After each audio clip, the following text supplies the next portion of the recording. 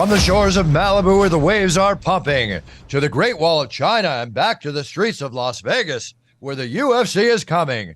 We are live. This is It's Time Radio, the show where we talk about what you think about but may be afraid to voice. Do not worry, we will talk about it for you. We talk about everything on It's Time. No holds barred radio, folks. Sex, drugs, rock and roll, UFC, film, TV, politics, you name it, we're going to talk about it. I'm here with my co-host, TJ DeSantis. TJ, another week gone by, UFC Fan Expo, a lot of things happening. We'll talk about it on the show, but we have a very special guest, somebody I've wanted to have on the show for quite a while. We've had kings on the show, we've had queens on the show, but we have the king on the show. We have the man who's definitely one to be reckoned with.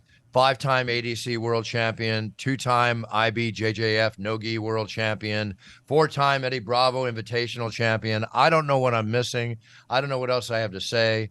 All I know is that we have him on the show. Let's bring him on. The king, Gordon Ryan. Gordon, how are you, bud? I'm good. I can't complain. How are you? I'm very, very good. Very good. I got to tell you, man, that I go through all these pictures. I was looking at promo pics for the show promo, and I'm seeing you with dark hair, light hair, this hair, that hair, this beard, no beard, muscles through your muscles, muscles in your muscles. This look is good, man. This look is really cool. This is like movie stuff. You know, I see you with Jason Momoa running around doing whatever. You got a little Jason Momoa stuff going on. This Gordon Ryan-ish, we'll call it, not Momoa-ish. Yeah, I'm trying to go for like with the slick back. I'm trying to go for like 80s Arnold and Raw deal. Some of the worst acting ever, but you gotta love Arnie, right? Oh yeah. Let me tell you, you speak about Schwarzenegger. They have his Netflix special, which I think is a 3-episode show. I don't know if you saw it or not. Yeah, I watched it. Yeah, it's fascinating, and I always knew that Arnold was a millionaire before he ever became a champion bodybuilder with his work with his buddy Franco Colombo, laying bricks and investing in real estate and all. I met him back here. I moved to California in 72, and I met Arnold in 75 and back in his prime. And I used to go to breakfast at a place called Kenny's Deli up in Santa Monica, California. Every morning at 9 o'clock, he would walk in. It's like I literally saw him 4 or 5 days a week just coming into the breakfast joint. And then we had the pleasure of meeting and becoming friends numerous times over the years. Really, really cool guy. So you know what? If it's a good role model for you and that's where it's at, then go for it. Yeah, I basically grew up on first it was like Toy Story, and then like right from Toy Story, I escalated to basically Predator and Terminator 2 were like the only movies that I watched like from like the age of like 7 until like high school. TJ, that's quite the leap. It actually fascinates me to hear you say that, Gordon, because I realize you're what? You're 28? 28, yeah. 28, yeah. And I'm 66, and I'm thinking, he's talking about stuff that I was doing in my 30s. That's like, crazy. So you got a lot going on, Gordon. I mean, there's obviously you've been. Let's start off. You know, you're such a champion. You're such a competitor. I had the pleasure of announcing you at the ADCC submission finals in Vegas last year, which it's just amazing to watch your work. You know, you're awesome. I've been loving doing the ADCC since 1997. I think was the first time, or 98, when the first time I did them back in Abu Dhabi. You know, for the sheikhs over there. But to watch you perform and do what you do best, I mean, you're just a master. It's unreal. But then you got slammed. I mean, tell us what happened here. A prime individual like you, just a walking human specimen, and what happened here? 40-day antibiotic. I'm still unclear on exactly what happened. Yeah. So first of all, I remember that the first time you announced me was in 2016 for EBI. When you were doing the EBIs, and I was like, "Fuck, this is cool!" Like Bruce Buffer's announcing. Right. Yeah. Yeah. I was the Iron Dragon back then. I wasn't King Ryan. Okay. And so I was like, "Oh man, it's really cool." Bruce is introducing everybody. But yeah, in 2018, I had recurring staph infections just from like dirty mats.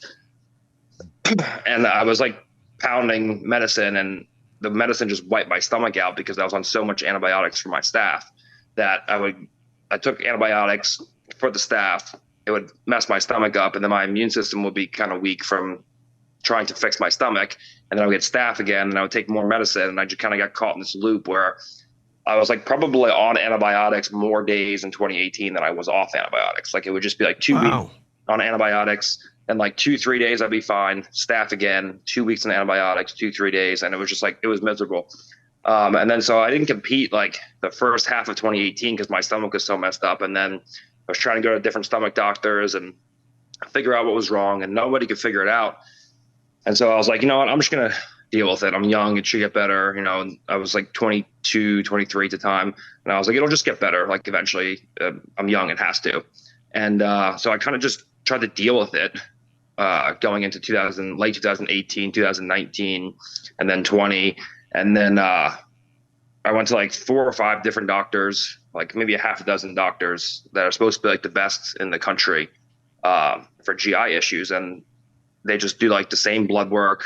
They do like an endoscopy. So like a couple of guys did a colonoscopy, and they're like, oh yeah, you're fine. And I'm like, I'm not fine. So like finally in 2020 or 21, in 2021, I was so nauseous that I like literally couldn't even talk. Like I couldn't even hold the conversation. And I went on Rogan's podcast the first time, and I'm just like, I have no recollection of what we even talked about because I was so nauseous. I was like just trying to hold it together. And then like shortly after that, I was like, I can't even like hold the conversation. I can't train properly. Like I'm not going to keep competing if I can't do this like the way that it should be done.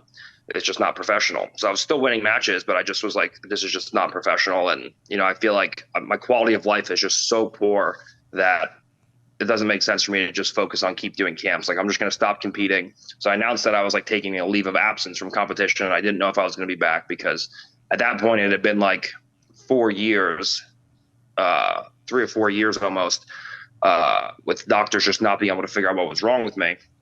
And so I was like, I don't know if I'm going to be able to, you know, come back here. And I finally, thanks to Mo Jaslam from ADCC, he had a stomach doctor who he does like Western medicine and holistic stuff in California, actually. His name is Dr. Rabar out of LA, integrative gastroenterology. And he actually figured out what it was. And before he even did blood work, he figured out, like, he like guessed like half the things that were wrong with me. And everything he did was spot on. And so now I've been on this treatment for like 2 years, and my stomach's probably like 85% better. It was actually doing really good. It was like 90, like over 90% better, I would say. And then like just recently I had some antibiotic resistant crazy strain of strep throat that they couldn't cure. And I was on like 45 days of antibiotics straight. And so that kind of relapsed my stomach. And then they figured that the strep colonized my tonsils. So they wanted to get my tonsils out, but I also had a deviated septum. So like, let's just do them at the same time. So I ended up doing the strep throat, and then I got my tonsils taken out, and I have my deviated septum fixed. And now hopefully I'm like back to normal. I just got cleared to start training hard again this week. So hopefully I'm like on the mend back to competition. Wow. Okay. So that's a fight right there, Buff. My goodness. Yeah. So in a nutshell, the last time you competed was when?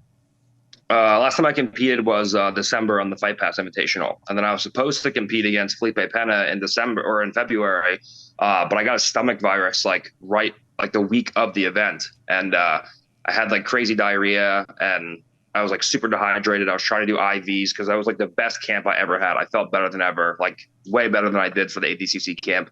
But I just was so sick that I couldn't compete. So I had to pull out of that match. And then right off of pulling out of that match, I got strep throat. And then I've just been sidelined ever since.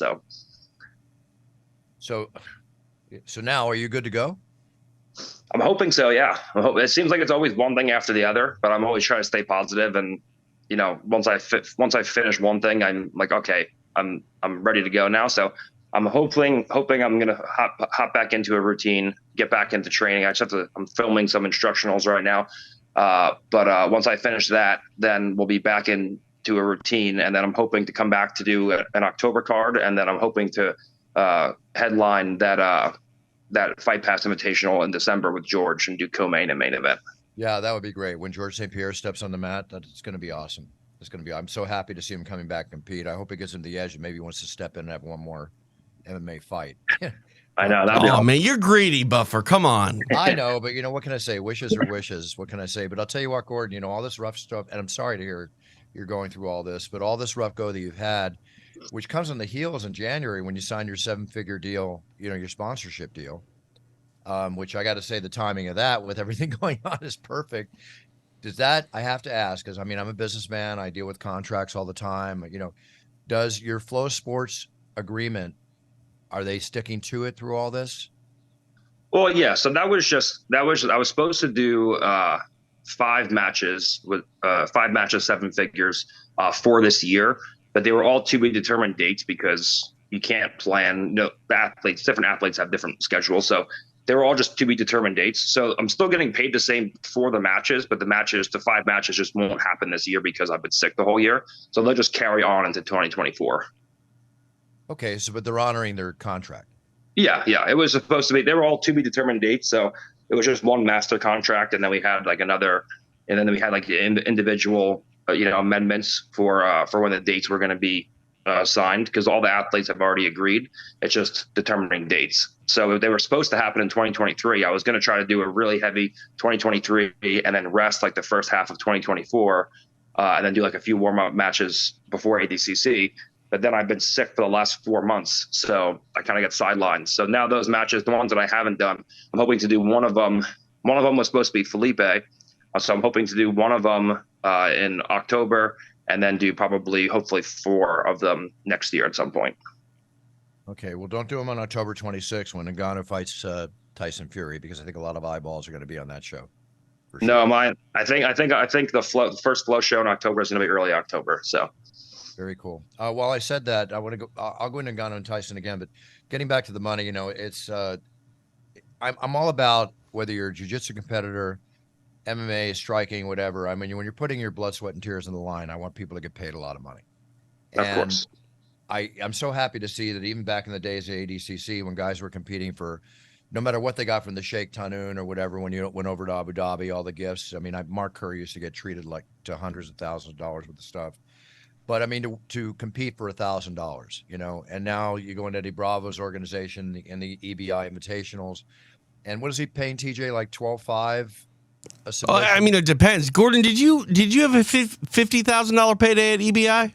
Mine was potentially 50, but I only had 2 subs in regulation, so it ended up being 25. But that 25 for me, I was working, like I just finished working as like a garbage man. And I was making like 24,000 a year as like a part-time garbage man, wow. Like before I like went into my professional career. So I was like, oh my God, I'm rich. I just made more money in a day than I made the entire year working as a garbage man.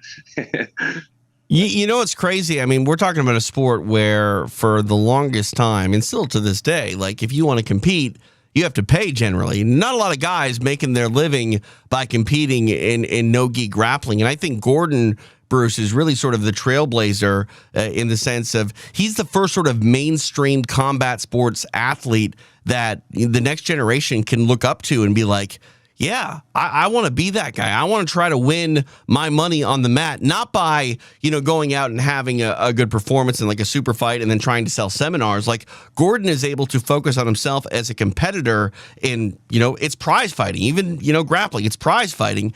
And, for the longest time, I don't think that the prizes were really, the juice wasn't worth the squeeze for a lot of jiu-jitsu guys for a long time. And Gordon is changing that. No, well, that's good. I mean, that's called being a pioneer, Gordon. You're a pioneer in your own way in the sport, even though it's been around a while. You're a role model in the sport. People are looking up to you.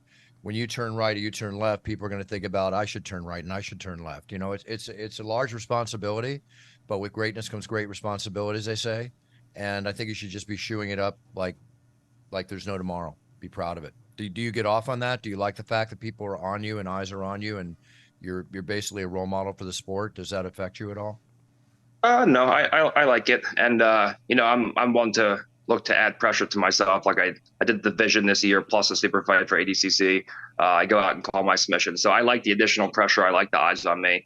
And the more people watching, the bigger the crowd is, the more I kind of come to life. So I like the attention. A lot of people shell up with the attention, but I thrive on the attention, and it motivates me and helps me kind of come out and be who I am.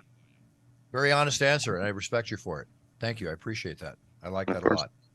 Hey, Gordon, real quick, on the business tip, Gordon, tell me about your background growing up a little bit. I mean, obviously the fight game is something that, everyone wants to aspire to be great. Few can actually reach it. But were you prepared mentally for handling your own career? Do you have a manager? Like, what was the process like when you went from being that garbage man to being the face of Brazilian Jiu-Jitsu?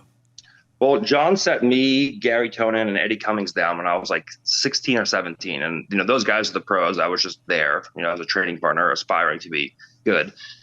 And he set us down and he gave us a whole speech on how the number one thing is to be the best in the world. He's like, if you're the best in the world, everything after that comes easy. Like, it's easy to talk shit. It's easy to promote yourself. It's easy to market. But like going out and winning consistently against the best guys in the world is the hard part.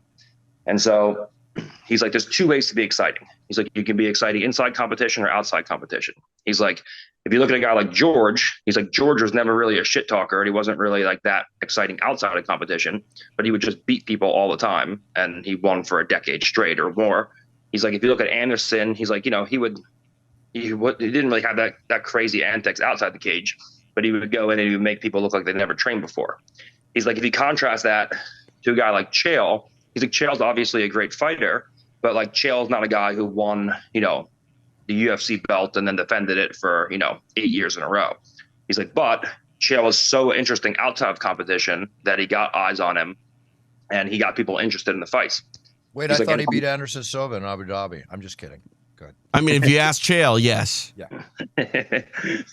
And so he's like, if you look at the people historically who are the highest paid and the most well remembered, it's people who were the best in the world who could perform inside competition, but also could create outside of competition drama. If you look at Ali, McGregor wasn't really around at the time, but so if you look at Ali, if you look at Tyson, if you look at Mayweather, if you look at all the great combat athletes who are most well remembered and made the most money, he's like, there were always people who could do the pre-fight drama and get people interested and then go out and actually win consistently. And this was like kind of around the time when I was starting to compete, and I didn't really have a brand yet. But when I remembered that when I won EBI 6, because that was the first time that people really started talking shit. Like, oh, if Yuri wasn't tired, he never would have lost to Gordon. And I'm like, do I respond to these people or not? And then I kind of remembered that. And then I saw like a comment section of GSP's Instagram, and it was just like 90% people talking shit. And I'm like, if people are going to talk shit on George, they're going to talk shit on anybody. So I may as well just have fun and make a bunch of money doing this. So, and then I started calling myself King Ryan, and then it kind of just snowballed from there. But like a lot of how I think about the business side of this, which most people wouldn't even think that this is the case. But John taught me a lot of this stuff, and he's been around combat forever, and he's super smart, obviously, and he studies just like the history of combat in general on both sides of it, the entertainment side and the combat side. And so John taught me a lot of the business stuff and a lot of the ways on how to build a brand and a persona coming up through my career. You mentioned George St. Pierre a couple times, and there are many comparisons, I think, between you and GSP, but one that many people might not know about, George also a former garbage man. Yes, he is. He is. Yeah. He was a garbage man in Montreal, and he would drive down to train with John and the guys in the city, and then John would teach him a lot of stuff, and then he would go back and train with Firas, and he would show Firas the stuff that John would teach, and they would kind of collaborate on moves, and then they would practice, and then he would kind of go back and forth between the two. But when he first started fighting, he was also a garbage man. I was like throwing leaf bags, like that was my thing. He was like an actual garbage man. Right. But yeah, pretty much the same. I love it. I love from rags to riches, shall we say, if you can look at it that way. So, Gordon, being as masterful and as dominating as you are in the mat, submission, grappling, jiu-jitsu, and all that goes with it, obviously you get asked a lot of questions. Do you ever want to fight MMA? Do you ever want to compete in like the UFC or not? Do you think that's ever on your list in the future?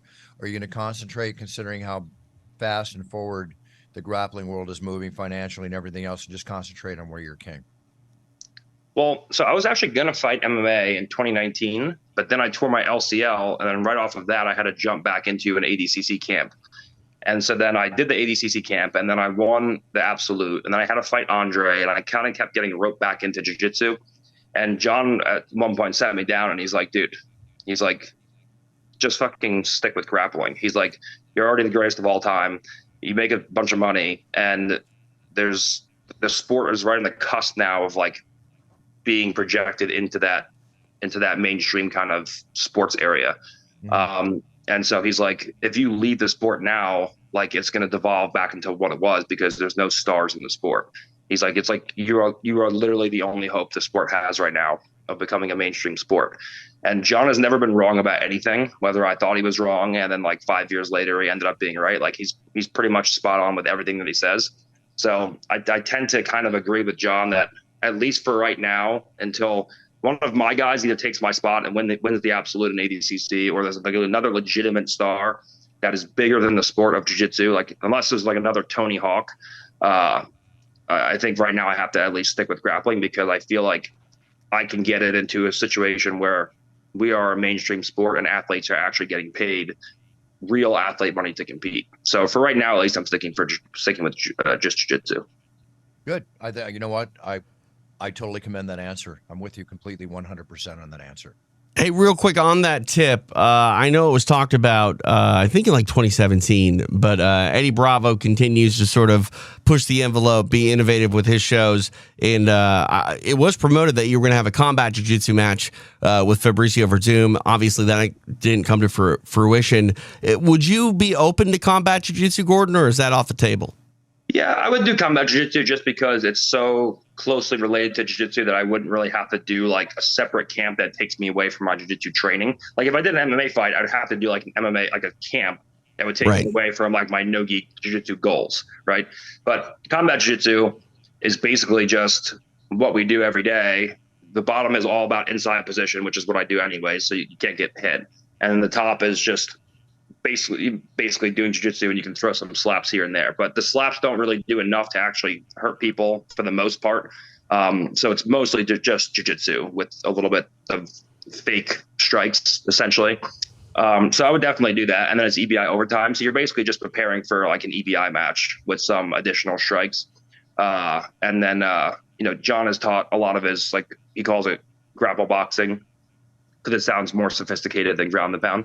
So he taught us a lot of his grapple boxing system. So, I mean, I'm pretty confident going into a match and not really deviating too much from my other no-gi goals. Whereas if I did an MMA fight, it's completely different. I would have to completely change my mindset and my goals for that part of my career. Yeah, you would, but from a powerful human being, especially in the size and the body weight that you would compete at, those open hand slaps, if placed, properly, they can hurt. You can definitely knock someone out, but it's not even close to the same thing as like being hit with an elbow, for example. Like, of course. Yeah. Like, so like you definitely can get knocked out if a guy hits you, at distance with power. But the chances of being like severely injured or getting caught or getting knocked out are drastically less than if there was actual punches or elbows or other strikes.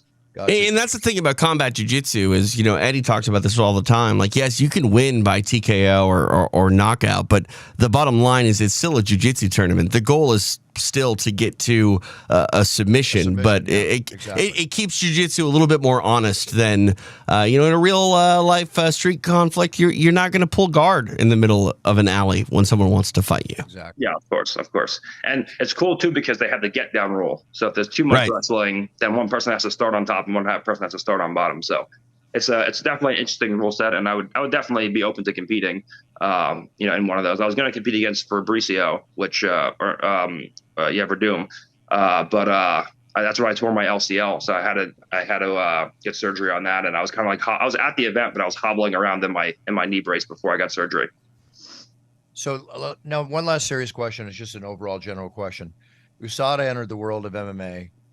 As grappling gets bigger and bigger and bigger, and TJ, refresh me, does the commissions have to watch over the grappling events? No. So in certain states, combat jiu-jitsu is regulated by the athletic commission, but for the most part, jiu-jitsu is able to sort of run freely. I think IBJJF does some testing. ADCC doesn't. Fight Pass Invitational doesn't. It's sort of this autonomous world. Do you think if USADA steps into this world, it's going to change the game a lot for the grappling world? I think that if USADA steps into like Fight Pass events, for example, it's going to ruin Fight Pass events. And the reason is that because if you're competing in a Fight Pass event, or if you're competing on Fight Pass Invitational and you're getting randomly tested, that means now that you're the only person in the sport who's getting tested, and a person who's competing on Flow Grappling, for example, or one championship isn't getting tested, or in other organizations, they aren't getting tested. And so that means you have to be competing natural for those specific events when everyone else in the sport can be on PEDs. And so that puts you at an extreme disadvantage for no reason, unless you're getting paid absorbent amounts of money to not, like if you're exclusive, then it makes sense because you want to compete in the other events anyways. Right. But if you're not exclusive and you want to compete on a flow show, like if I have an event in July on a flow, or like late July on a flow show, on a Fight Pass show, and I'm being tested, and then I have an event on a flow show like the next weekend or 2 weeks later, like I'm competing natural on this one event, and then this other guy's been on an 8-week cycle for me that like 2 weeks later, like it makes a difference. So if USADA steps in, like to only, I mean, for IBJJF, it's a little bit easier because it's just, the day of the test, so you can beat the test pretty easy. But if you do the random testing, then it's a lot harder to beat. You need like a team of doctors to give you like, blockers and stuff like that. So it makes it a lot harder. But I think if USADA comes into just one organization, it's gonna pretty much crush that organization, and athletes will just not compete in that organization because there's no reason to. I mean, unless they're exclusive, there's no reason to, because that means they would have to compete in other organizations being natural, and they put themselves willingly at a disadvantage. So it doesn't really make sense for them to do that. If USADA comes in and tests everyone across the board, then it makes sense because everyone's being tested, but there's not one governing body in jiu-jitsu that controls everything. So in order for USADA to come into one championship, or WADA to come into one championship, into Flow, into Fight Pass, into all the organizations is pretty into ADCC, which will never be in ADCC. The ADCC has publicly said we're never testing. And so it doesn't really make sense for them to do that. I think you're kind of just shooting yourself in the foot. If you bring USADA into like a Fight Pass Invitational, because people will just start not competing. And also fans don't realize, like, it's like, oh, well, jiu-jitsu doesn't test and everyone's juiced up. Everyone in most sports, like 95% or more of pro athletes, are also juiced up. It's just they have testing, but like, you don't think the NFL guys with the traps coming up to their ears are like out of their minds? Like, are you kidding me? So it's just a joke. But I definitely think that, USADA coming in would have to be across the board rather than just one organization or another. And if USADA did come in and started testing across the board, I would love to actually compete against all of my opponents natural, because the only way that they survive for any amount of time is they just juice their way out of things for 10 minutes until they get tired. Like, if they didn't have the physicality, the match would be twice as easy. Like, right. It would just, like, the only reason that they can survive against me is because they're so physically strong. I have to tire them out first, and then I can submit them. Whereas if they were just natural, they would just get tired instantly because they don't have the physicality, and then I would just submit them immediately. So everyone's like, oh man, Gordon's just on steroids, that's why he wins. Like, no, if everyone else is natural, it would be twice as bad because I'm far more technical, and the work rate is a lot higher for them. And because the physicality isn't there, they would just get tired faster. So this is just a big misconception that like idiot haters talk about and rationalize the reason why I beat everybody. Another thing too, I think you hit the nail on the head, in my opinion, Gordon. I think it needs to be uniformity. The sport is not to a point where everyone's signing with a promotion, being exclusive, et cetera. But the other thing I think that would be a steep learning curve, especially for grapplers that haven't been submitted to USADA testing, is, everyone talks about steroids, but there are so many things that are labeled as performance enhancers that don't jump off the shelf as performance enhancers. There's plenty of things you can take from your local grocery store that will end up, costing you time and a suspension and a fine because they're on the USADA ban list. Like when USADA first came in the UFC, there were a ton of people testing positive for things that they had no idea that they were even taking, because it was, in supplements and or just straight up a PED that they otherwise didn't know was a PED. Yes, of course. And you need like a team of people to be able to monitor that for you. That's another thing that people don't talk about too. Like, when you talk about like the Olympics, for example, like USADA and WADA are like, multi-million-dollar companies. There's like, there's many millions of dollars going into, drug testing. But like, you have the country of Russia, the country of Germany, the country of America, like sponsoring doctors to beat tests to win the Olympics. Like, there's a lot more money in the research to beat drug tests than there is actual drug testing. So like if USADA came into this sport, into jiu-jitsu, where no one has any money, and they said, okay, steroids are illegal now, and I wanted to cheat, I'm the only person in the sport that can actually afford to get a team of doctors to actually beat the test. So everybody else would be competing natural, and I could still be competing juiced up if I wanted to, because I can actually afford to have a team of doctors to beat the test. So this whole notion that like, oh, we need to bring USADA in, like it just doesn't make any sense. And on top of that, there's not enough money in the sport to actually warrant USADA testing. Like most athletes don't generate any revenue for the organizations they're competing for. So you're going to spend thousands and thousands of dollars through the entire year testing athletes, which aren't really going to bring in the revenue. Like you're going to spend, like the organizations are going to spend money on the athletes testing them. They're not going to make money with the athletes fighting. So it just financially doesn't make sense. None of it makes sense to have USADA come in, because the sport just isn't big enough yet. And if the sport does get big enough, it has to be uniform, where there's one governing body, or at least every organization agrees to bring in USADA or WADA to do testing. Like you're a long way away from ever having the uniformity of USADA across the board. Well, one thing that stands true here in this last 5-10 minutes of conversation, out of all the conversations we've had on USADA and testing, with whether it's head of USADA or whether it's with other athletes, again, I'm going to commend you again, Gordon. Your honesty and your openness about all this, and your truism about yourself and what it is to compete today.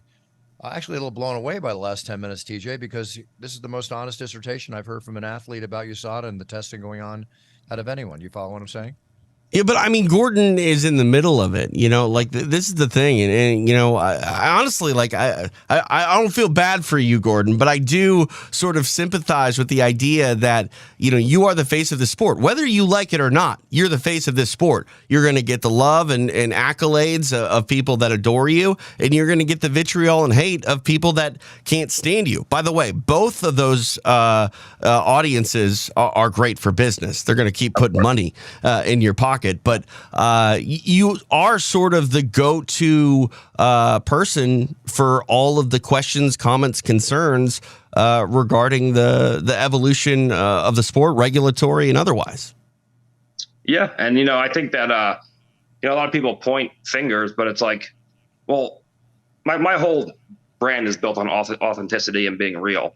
And so like, what would you rather? You would rather have the guy telling you to like eat your fruits and vegetables and like you can get just as jacked as him and he just lies about it? Or would you rather have like an athlete actually talk about what's going on in the sport and like exposing the fake phonies that are like, oh yeah, like not me, God, everything is God. And it's like, oh yeah, well, you're fucking sauced out of your mind. And like, you're just telling people you have to train hard. Like, it just comes down to like being authentic and like not caring about, number one, what people think. And number two, like you're competing in a sport, in any sport, steroids are running rampant. Like you think that guys competing in jiu-jitsu for $1,000 a match are doing steroids, and the guys like in the NBA competing for like hundreds of millions of dollars are not juiced out of their mind. Like you think like a guy like, I think guys like LeBron, who are like 40 years old, like 6'8", like 250 pounds shredded. Like, do you think those guys like aren't juiced out of their minds? Like, it's just people just have no idea because they're not involved in that world. Right. But I think that just being authentic and actually talking about shit that people don't want to talk about can go a long way. And being fake about it, I think, is the worst thing. Like you have to, and all the time, like people who are most against steroids are always the people who take steroids. Like we have like people who like used to be on our team who are like talking shit about steroids or like claim they're natural. And it's like, bro, you've asked me for steroid advice. Like, I know you're not fucking natural. Like, it's just like, and they just like build a brand off this. And then they get caught like Liver King, like, oh yeah, I'm just, lifetime natural, blah, blah, blah. And then it comes out like, oh, it's like, oh yeah, I actually was on steroids. It's always the guys who are talking about being natural and that, that's a claim to fame is being natural. Those are always like the heaviest users. That's just how it goes.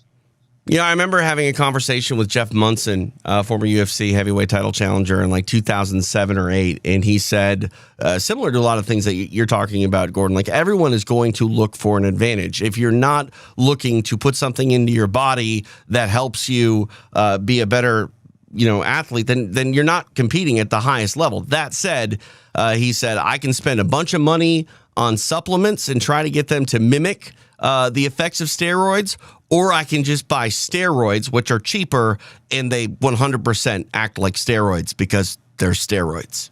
Yeah. And Jeff if you're competing in a sport where they're legal, who cares? Right. Yeah.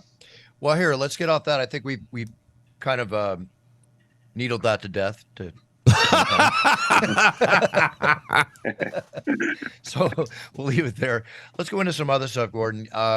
Ngannou and fighting Tyson Fury on October 26th. How do you feel about that? That's going to be interesting. Awesome. First of all, props to Francis because, it took a lot of balls to be the UFC heavyweight champion, drop the UFC and go out and look elsewhere. And then, finagle himself into, I don't know, 30, 40, 50 plus $1 million for a match with Tyson. Like, he actually, I don't know if it's that much money, Gordon, but go ahead. Okay. Well, it might not be, but it's, even if it's not something, boxing with the big names, something tells me he's making more money than he would have at the UFC. I don't know if that's true or not, but these boxing fights always have huge money. So, if he finagled himself into a deal where he left the UFC and now he's making a ton more money, good for him. If not, then, it is what it is. But as far as the technical aspect, Tyson obviously is a much better technical boxer.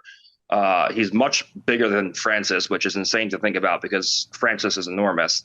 But you just never know with Francis. Like all he has, like he was like hitting Stipe like this, and he was like wobbling him. Like all he has to do is connect one time. Obviously, the gloves are a lot bigger, so it's harder, and it's going to be harder for him to fit shots through the guard of Tyson. But if he does connect, you just never know with Francis. You can just never count him out because he has such extraordinary knockout power. But from a technical standpoint, I think that Tyson definitely has a big advantage. But it's got to be interesting because, like, in jiu-jitsu, a lot of things have to go wrong for the worst grappler, for the better grappler to lose to the worst grappler. Like, you got to get taken down, you have to get your guard passed, you got to get your back taken, you got to get submitted. Like in striking, you got to be in the wrong spot for a half a second and you get knocked out. So It's going to be interesting. Everyone's going to watch for sure. I think Tyson definitely has the definitive advantage if it's just boxing.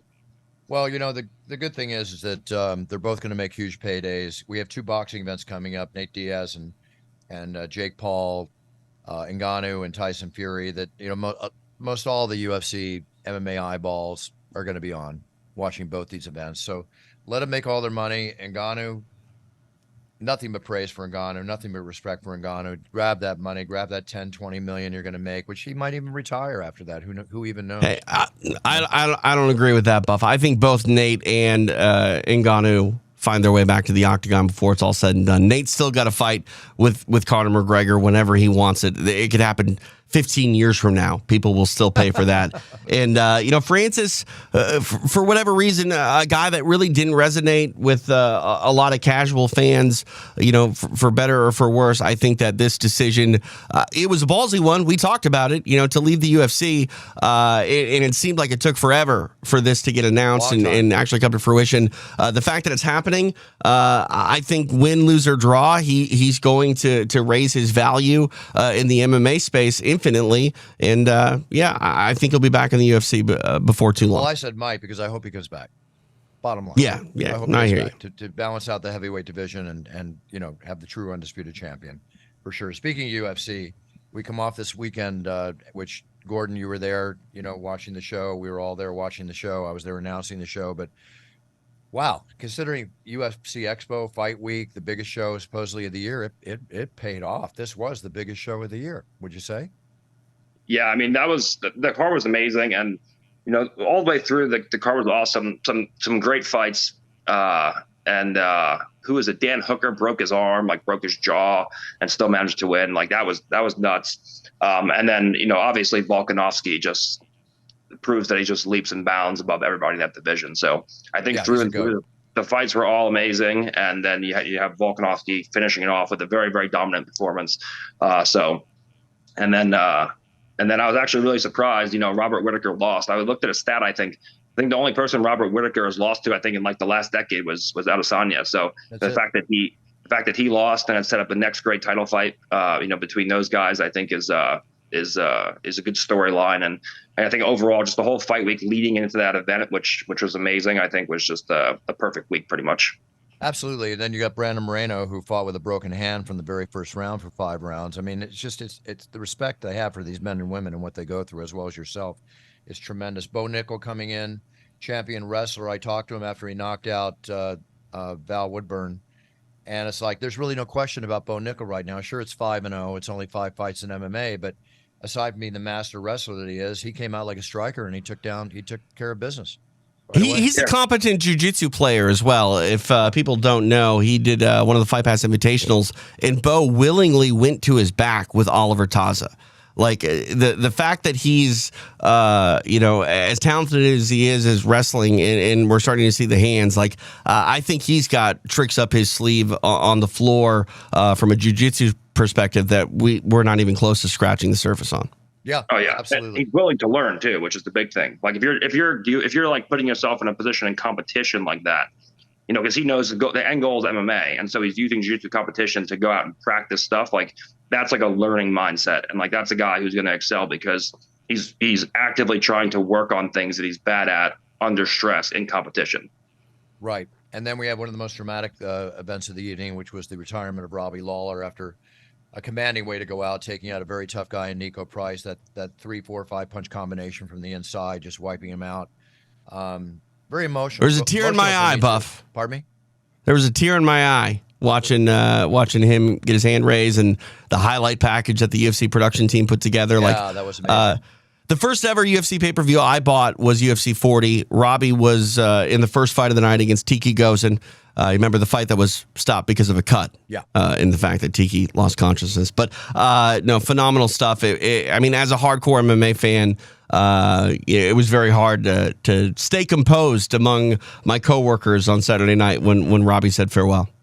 Exactly. And then on this Saturday night, I won't be there announcing. It's going to be Joe Martinez taking the announcing microphone. I'm going to be relaxing. Well, not relaxing. I'll be doing something, but heading off to London for next week's show. But Holly Holm back in the octagon against Myra Silva. A good solid card. Walt Harris back against Josh Parisian. And that's great. A great story for Walt Harris to come back. I mean, the guy's been through so much personally. Oh, my God. I can't even imagine what that man went through.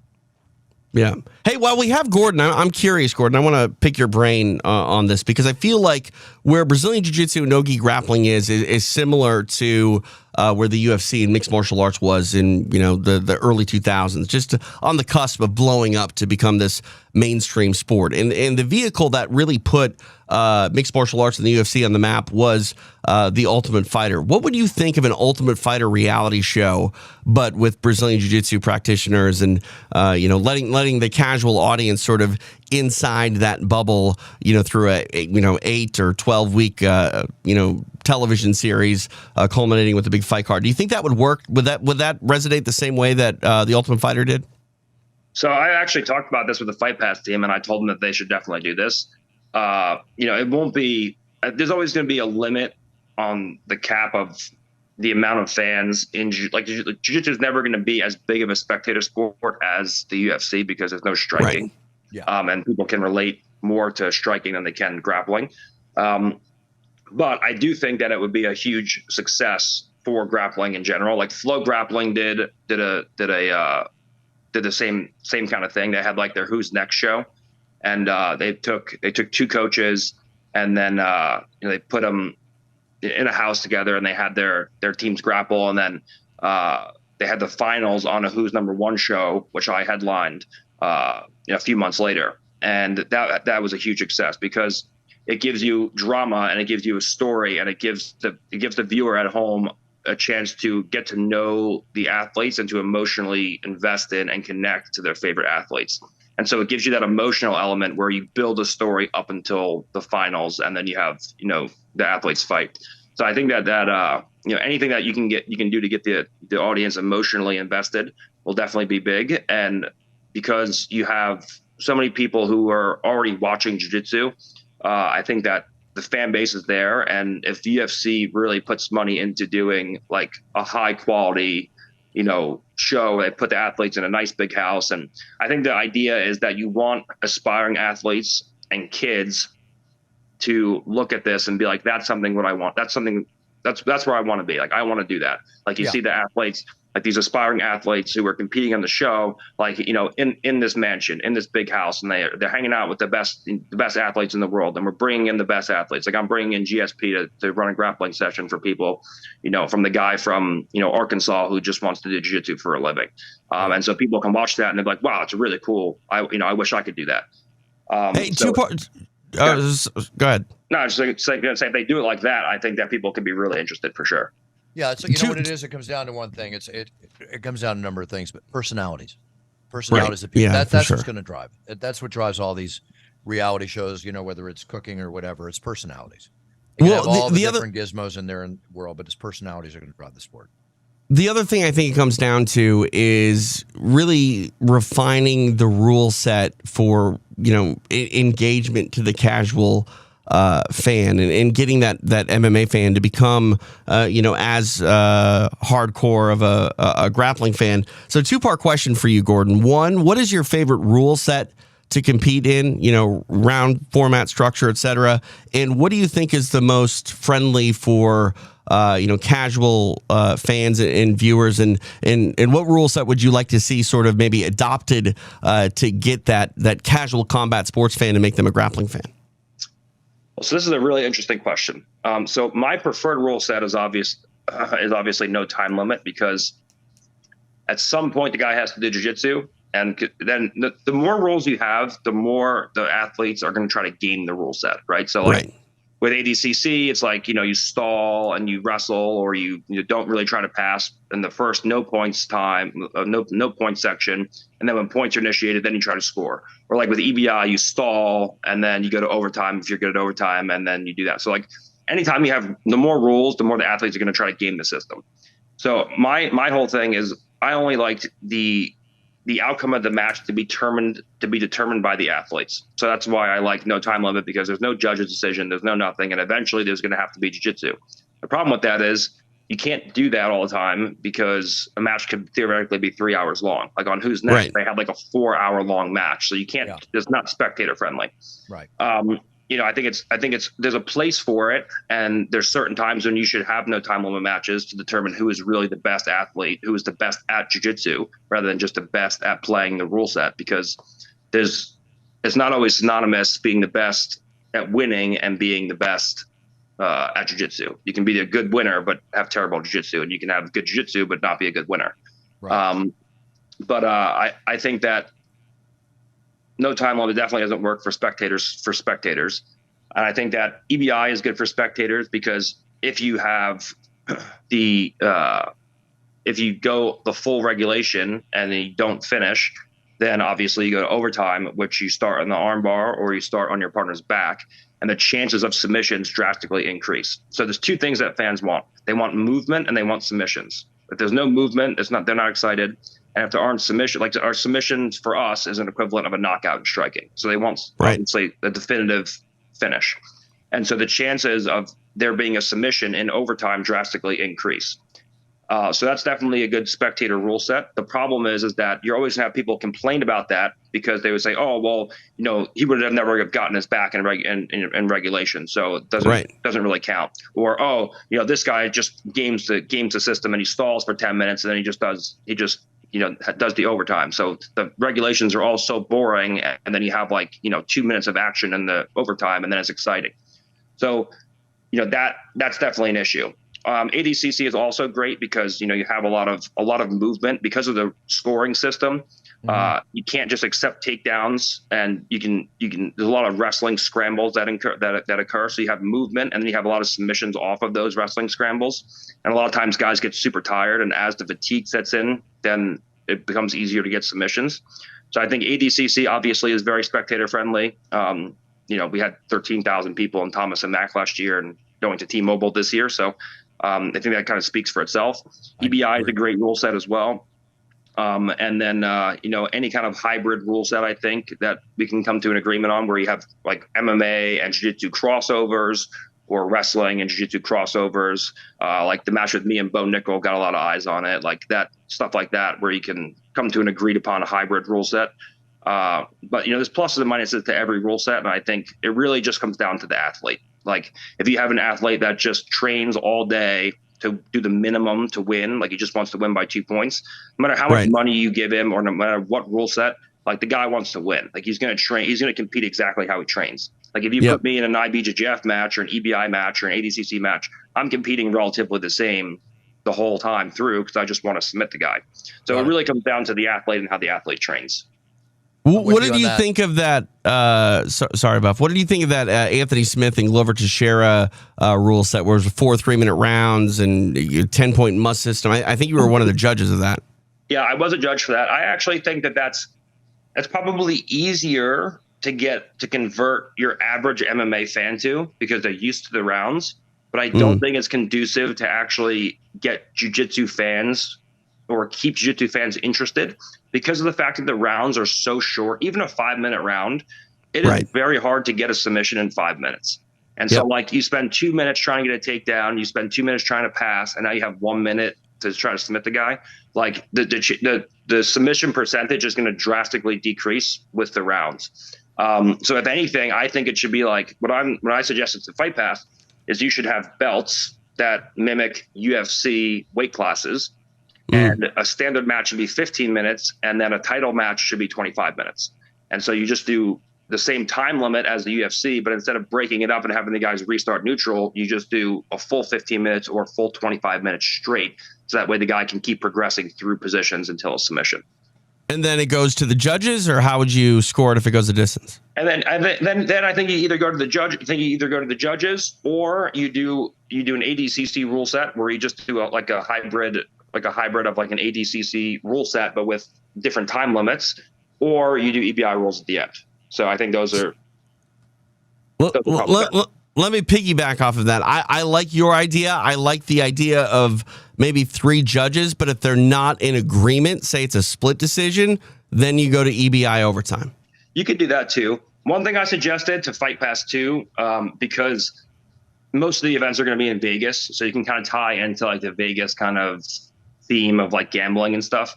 The big issue you have is stalling, because when there's stalling, there's no movement and people get pissed, right? So people get bored. And instead of stalling and you adding time to the ride time or whatever the case is, or you're getting a negative, my idea is you put a screen for the audience at home, and you put a big like projector screen for the audience there, and you put a rolling dice on, and you roll the dice. And if it lands on number 1, you get to start in the guy's back. Number 2, you start in mount. Number 3, you start in armbar. Number 4, you start in side control. Number 5, you start in, whatever. And so you pick these different advantageous positions. And then whenever the dice rolls, you get to start on one of these positions, and then you go live from there. So you have movement and you have chance of submission. So it gives you both the things you need to be exciting. Man, roll the dice. I love it. Roll the dice. I like it too. Hey, Gordon, let's go over a few news stories. I'm going to let you go. Really appreciate your staying on the show for the length of time you have. Of course. I know you're a busy man. No problem. All right. So real quick, Elon Musk, Zuckerberg, quick. Okay. So Elon actually was training with John and the guys here, because George came and he was training with Elon. And Zuckerberg actually messaged me. He wants me to go out to California sometime and train with him. Right. So I didn't get to train with Elon or Zuckerberg yet, but John trained with Elon, and I've seen Zuckerberg, train and compete. And, Elon's a lot bigger than Zuckerberg, but he's also in his 50s, and Zuckerberg is in his 30s. And Zuckerberg trains like pretty religiously, from what I hear, and actually competes. Yeah. So if they were to compete in jiu-jitsu right now, which Zuckerberg, I talked to him, he's 100% in to fight Elon at ADCC for a super fight next year, and Mo will actually make that happen if he wants to do, if they both want to do it. But if they competed in jiu-jitsu right now, I think Zuck would win pretty easily, because I think Elon doesn't really train that much. I mean, he trained judo apparently a long time ago, but the muscle memory, like, it's a diminishing skill. So the muscle memory isn't really probably there. And Zuckerberg is training like every day, like hard, and he's serious about it. Like, I sent him like some of my instructionals to watch. So he's like studying tape and taking it seriously. So if they competed right now, I think Elon would just get tired pretty fast, and Zuck would end up submitting him. But if Elon starts training, who knows? Because he is a lot bigger than Zuckerberg. Exactly, and lay and pray is not going to work, with the size. So it'd have to be a competition. I'm with you on all that, and I do agree. I think Zuckerberg would take over at this point. I'm always made the best man, best woman win, but I agree with your analysis there. Flying cars, guys, 2025. First one's been FAA approved, $300,000. People can't drive on the ground. How are they going to drive in the air? They've already approved it. It looks like it's coming out 2025. We're going to start. It's just a bad idea. Again, people don't know how to drive on the ground. I'm not crazy about it either. I'll be honest with you. Not crazy about it either. That's pretty cool. In Texas, I have a buddy who like doesn't own a car. He just flies helicopters everywhere. In Texas. Is he a super villain? Like, that sounds like something a villain would do. He shows up to Roca where we train, and he just lands his helicopter in the field. In Texas, I love it. That's Texas, awesome. As long as you're not like breaking any like of the aviation rules, and you have the landowner's approval, you can land your helicopter anywhere. Like, he goes to church, and he knows like the owner of he knows like the people at the church, and he just lands in the parking lot like next to the cars. So like, oh my God. like if I was like, oh yeah, hey, like come, you could just land them. Like, he could land in my driveway of my house with his helicopter, and it would be totally fine. I don't think Logan Paul's going to be landing any helicopters, with all respect, in Canada soon. They just pulled his Prime energy drink from the shelves in Canada. Yeah, I think the FDA is looking into it as well, because apparently the same amount of caffeine in one Prime energy is equivalent to like 6 cans of Coca-Cola. Yes, but FDA approval allows for 200 milligrams of caffeine in their energy drinks here in the States. Canada allows for up to 180. And one of the big questions here, I spoke to Logan the other day, one of the big questions here is the fact of the marketing to the kids. It's also kind of if this is the proper term, a lobbyist type push by, let's say, the bigwigs like Coca-Cola, because Prime has grabbed like 1-2% of the market right out of the gate, and that's a threatening total for a lot of companies. I haven't had their energy drink, but their hydration drink is phenomenal. There you go. Nice push. I mean, they're sponsors of the UFC, but anyway, that's one down there. What was the other here? Sorry, guys. Oh, need to get a Gordon Ryan flavored Prime drink. Yeah. I had them at ADCC. Yeah. They were pretty good. I was drinking them all at ADCC. Yeah, they're not bad. Just wait for the big one coming out, guys. The big one. There is you coming go. out soon. That's good. That's good. All good. Hey, get me some of those. Oh, you'll get it. You'll get it right after TJ gets his cologne. Hey, I bought mine. Oh, you did? Did you buy it at the show? I did. No, I didn't buy it at the show. I bought it off Amazon. It smells great, Buff. Thanks, man. Appreciate it. #1 seller on Amazon. That's the total. That's the total. No, it is, Gordon. It's been the #1 seller. We've been selling it on Amazon like crazy. So, in Italy now, you know how they grab you? You know, they're known to grab the girls and stuff like that. They're saying now a court ruling has found a school janitor not guilty of groping a student because the act only lasted less than 10 seconds. They're now looking. Wait, what are you talking about? They grab girls in Italy? Groping. You know who? Italian men groping. You know how they grab you? Have you heard that at all? No. Maybe I better be careful on this story, but they're saying if you grope less than 10 seconds, it's not a crime. That's insane to me. Yeah, it is insane. It is insane. Exactly. All right. And this is going to be fast. I'm going in and out of these, okay? What was the other? Oh, Dana White came out, and I really want to push people to see this too, but Mel Gibson's new documentary, The Sound of Freedom, about child trafficking in this country. It's sick, gentlemen. Have you seen it? No, I'm going to see it, but I mean, the things I've read about it, pieces that I've heard about it, and I was talking to Mel Gibson about it at the show. This is a very, very serious documentary and something we should all be quite aware of. It's horrible. It's terrifying. It's absolutely terrifying. And it's another reason to get your kids into jiu-jitsu. People are complaining about it. I haven't seen it yet, but I think DC Drano today on Instagram posted like the same people who are endorsing the movie or the show Cuties are complaining about this one, and apparently it's like all liberals are mad about it or something. I haven't done much research, but I saw like people are starting to like get upset about it already. So I'll definitely watch it. Yeah, I think it's something to definitely see. It's in the theaters right now.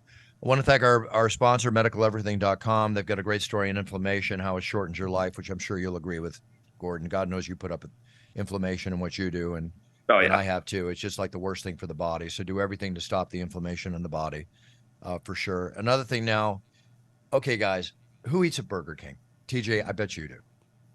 Hey, I resent that. I actually don't like Burger King, so I'm not going and getting a Whopper all that often. All right, well, Burger King. I don't eat it much, but I do eat it occasionally. I do like it.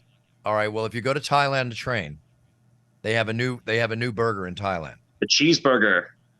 20 slices of cheese. No patty. It's just a cheeseburger. 20 slices of cheese.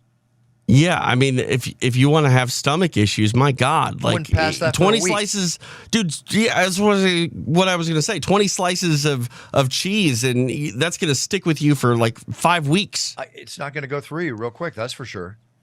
Yeah, no, thank you. No, it's literally. I saw a picture of it. It's like they said, like the real cheeseburger, and it's literally just like 2 buns with just a stack of cheese in between. Stack of cheese, crazy.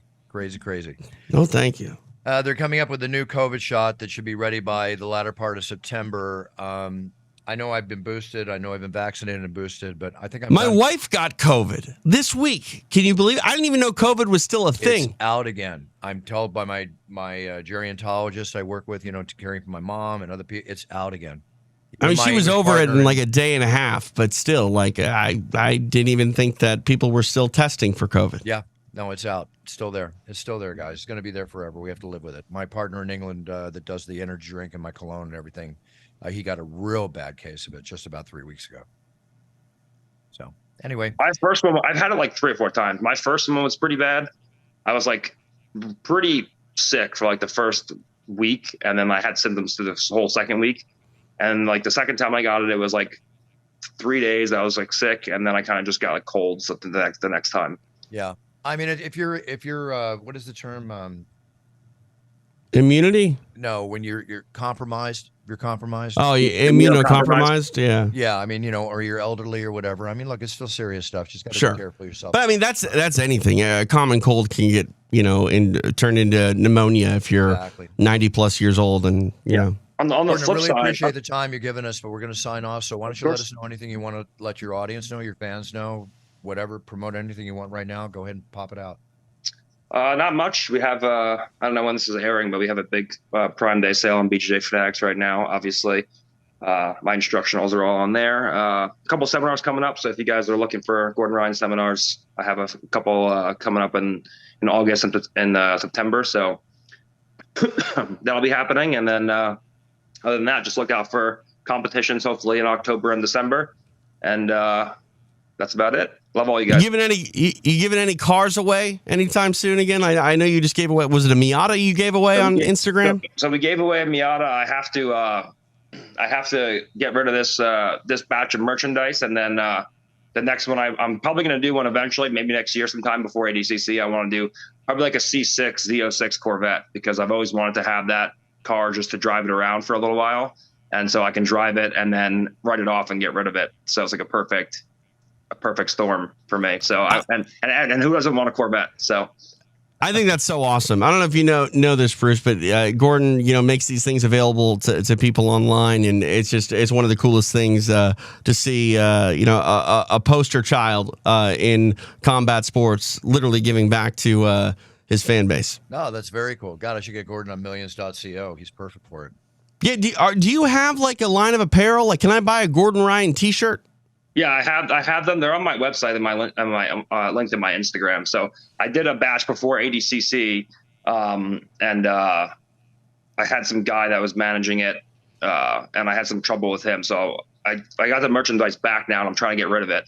All right, you need to talk to Buffer. Buffer will hook you up with millions, and they'll handle everything and just cut you a Do check. everything for you, Gordon. Okay, yeah, that's maybe what I need. No money to you, no stock. They ship, they do everything. It's a waste of time for athletes to make their own clothes to a large extent because you wind up spending more money than you make sometimes, you know? Yes, correct. And in this case, I can solve. I'll on a separate text. I'll set you up with my associate. Take a meeting with him. Look up millions.co. See what the Shevchenko sisters and everybody does there. They're doing fight watch parties, making money with sponsors, videos like Cameo, their own merch lines, and it's no cost to you. We do absolutely everything. It's a whole branding site that I created for athletes, not just fighters, but we have 5,000 athletes from football to NFL, baseball, NCAA. Check it out. Check it out. Okay, nice. I I'll definitely send out a will. mutual text this week, and you can talk to my associate Brandon. I think it'd be really great for you Perfect. as we talk in the blind on the on the Zoom right now. All right, TJ, you go. What do I got going on? Oh, next week I'm calling fights, boxing. Tom Loeffler's got an event coming up in Chumash out there near Santa Barbara. Eddie Bravo, Combat Jiu-Jitsu is coming back. Master Victor Davila is relaunching his MMA promotion called MMA Mexico. I'm on the road left, right, and center the next few weeks. So, follow along with me in all my adventures on Twitter, Instagram, whatever Threads is, I'm there as well, at TJ DeSantis. Very cool. And for me, I will be in London next week. Be doing other stuff this weekend, but enjoy the UFC show. Everybody, thank you for tuning in. Gordon, thank you so much. Really wanting to have you on the show for a while, and a pleasure. You're extremely motivating, intelligent, and a role model to the sport, and I appreciate everything you do, Gordon, sincerely. Of course, yeah. Thank you, guys. I've been trying to get on for a while now, so I'm glad our schedules finally matched up. It's all good. We'll have you on again for sure, most definitely. Let's get some more championship belts under your belt, and let's talk about them in the next few months, or next 6 months. Sounds good. I'll be around. All right, everybody, set your goals, write them down. When you step on that yellow brick road to your future, make sure you know everything you need to know so you can be the best you can be. Be a role model to your sphere of influence. And whether you're first, second, third champion or not, if you perform at your best, then you're winning. And that's what we're all about on It's Time Radio. Winning is key. Being happy is key. Being happy with yourself so you can be happy for others. And again, I'll say it one more time. Be a role model to your sphere of influence. Positivity, positive energy. Appreciate you, Gordon. Thank you so much, my friend. TJ, thank you. Gordon, I'll see you around the campus. TJ, I'll talk to you around the campus. Everybody out there, Buffer out.